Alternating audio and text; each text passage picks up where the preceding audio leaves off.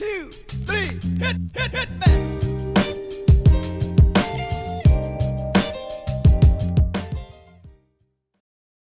African people, you are welcome dans votre émission Africa Celebrities Interview.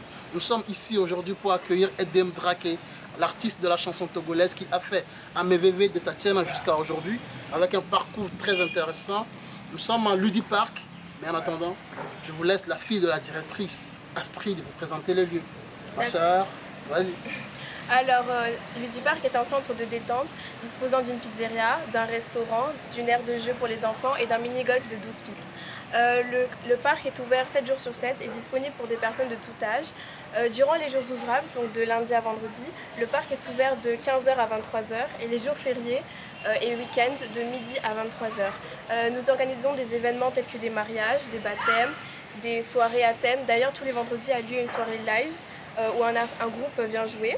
Nous disposons également d'anniversaires, de mariages, baptêmes, etc.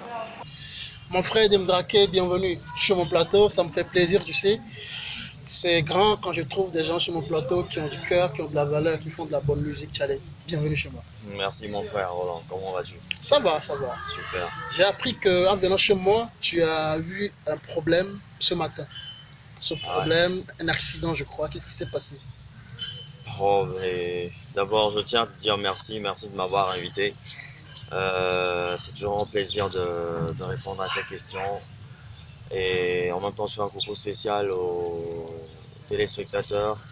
Et ben tu sais, je ne vais pas rentrer dans les détails, hein. J'ai juste eu un accident ce matin en allant à la télé, j'avais une émission à la télé ce matin à 7h et donc je ne sais pas si c'est la nature qui n'a pas voulu ou si ce sont les dieux qui n'ont pas voulu, mais malheureusement j'ai eu un accident et qui m'a empêché d'y aller. Et donc voilà, je suis rentré avec ça. Et Dieu merci, tu es toujours en bonne santé. Je vis, tu es mon frère. En vie. Je vis. Et là, courage à toi frérot. Merci mon frère. Est-ce que vraiment, Edem, dis-moi, est-ce que tu arrives à rentabiliser avec les moyens que tu mets à disposition pour les clips? J'ai vu le clip de la MVV, ça a fait du cash, hein? Est-ce que tu arrives vraiment à rentabiliser après tes projets? Rentabiliser, je dirais tout de suite non. Non, parce que tu sais combien de scènes je fais pratiquement par an. Hein? Je rentabilise pas, mon frère, mais j'y crois, donc j'y vais quoi. Hein? Je donne tout ce que j'ai. Et je sais que, Inch'Allah, le jour où ça payera arrive. À pas de géant en plus. Tu crois? J'ai la foi, mon frère. Regarde-moi, je suis un bélier. Nous, on ne faille pas, on tombe pas. On tombe, on se relève. On tombe, on se relève et on tombe, on se relève encore une fois. Tu vois. Depuis Tatiana jusqu'à Ameveve aujourd'hui, qui beaucoup me touche, Ameveve le son là. Merci. Tu peines vraiment à trouver un producteur digne de ce nom. Ouais, parce qu'avec ce que tu as comme talent, ce que tu fais comme musique, mon frère, qu'est-ce qui fait que tu n'arrives pas à trouver de producteur? Alors moi, je te répondrai juste que l'heure de Dieu n'a pas encore sonné pour moi. Tu sais, je suis un croyant, je suis chrétien. Je crois en Dieu. J'ai la foi que mon heure va sonner. Quand c'est pas l'heure, c'est pas l'heure. Quand c'est l'heure, tu vois. Donc, d'ailleurs, cette histoire de producteur, non mais j'en ai un. Sauf que vous savez que vous n'êtes pas sans savoir plutôt que par ici, on n'a pas un producteur vraiment digne de ce nom. On se démerde. Tous les moyens. Ouais, il y a pas. En fait, tu es un producteur, peut-être quelqu'un qui met à ta disposition son studio et toutes ces méthodes d'arrangement, autant pour moi et tout. Mais le reste, tu ne l'as pas, c'est-à-dire le logement, financier. Ouais, tout ce qui va avec, tout ce qui rentre dans le cadre de la production. Voilà. Donc, en tant que tel, ici au Togo, on n'a pas de producteur. Même, j'ai la chance aujourd'hui d'avoir Omar B. Omar qui a cru en moi, Omar grâce à qui tu m'as connu. Parce bien que, sûr. Omar a lancé, Omar m'a aidé à produire, ou plutôt à enregistrer Tatiana. Voilà. Qui a fait le tour du Togo, hein? Le tour du Togo, le tour du monde. Oui, bien sûr. Le tour du monde, parce que je ne vais pas me mettre à citer les chaînes internationales qui ont joué cette chanson, ce clip. Donc voilà, je tiens à dire merci, un vibrant merci à Omar B, qui a cru en moi, qui m'a pris sous ses ailes et qui depuis ne m'a pas lâché. Dis-moi, par rapport à ces cachets que je peux dire minables que vous recevez souvent, même sur des événements étatiques, comme par exemple le 27 avril passé, Festival de l'Indépendance. Je ne suis pas dedans. Hein. J'ai appris que vos cachets, c'était de 100 à 150 000, je crois, hein, et ceux qui vous ont branché, vous devaient en comprendre une part. Pourquoi ne pas protester? Mon frère, c'est une très belle question que tu me poses, sauf que enfin, tout de suite, je te dirais qu'elle me dépasse un tout petit peu parce que seul, je ne pourrais pas mener à bien ce combat, si tu veux. Hein? On est beaucoup. Je ne suis pas le seul artiste togolais. Si seul Edim Draké se mettait à dire non, je ne veux plus se cacher, 100 000 c'est minable, je ne veux pas, nanani, nanana, et qu'à côté on appelle un autre artiste et il y va même à 50 000. Non mais mon frère, mon combat, il servira à quoi à la fin? Apparemment, vous vous êtes divisés. Hein. Il n'y a pas un front commun. Moi, je n'ai de problème avec artistes. Moi, je n'ai de problème avec personne. Je m'entends avec tous les artistes que je connais. Enfin, le climat, il est bien. Le climat, il passe bien entre nous. L'ambiance, ou je ne sais pas comment je dois l'appeler. Le Phoenix, il est là. Il est au beau fixe, oui. Mais je ne peux pas faire seul ce combat. Non. Il faut que Ekbiani on joue quoi. Et pourquoi ne pas faire un front commun? C'est tout ça que je lui dis. Faire un front commun, réunir les artistes et dire, mais aujourd'hui, tu nous appelles sur un événement qui est étatique.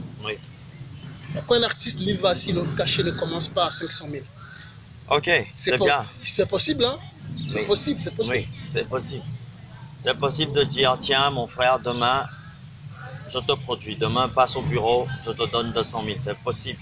C'est très facile de le dire. Mais demain, tu appelles le boss, tu dis, tonton, je suis prêt, je suis en train de décoller.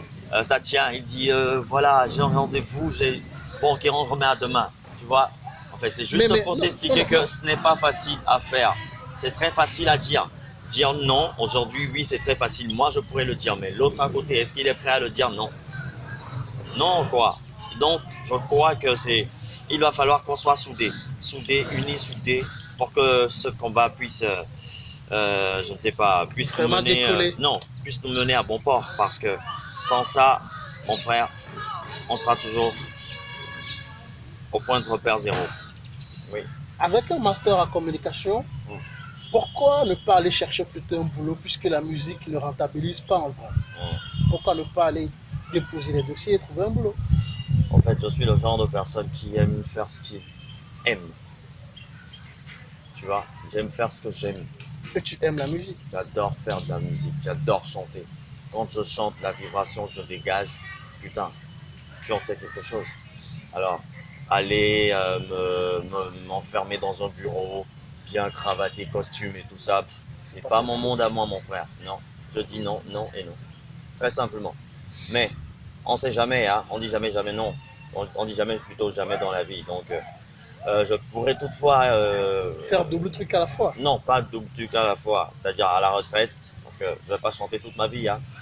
Je vais chanter toute ma vie, oui, mais je vais marquer une pause à un moment donné. Peut-être que là, je pourrais aller poireauter, enfin squatter plutôt en bureau. Mais pour le moment, non, c'est pas mon truc. J'adore chanter. J'adore les scènes et voilà, j'y suis. Dis-moi, qu'est-ce qui a inspiré AMVV? AMVV, c'est toi qui m'as inspiré AMVV.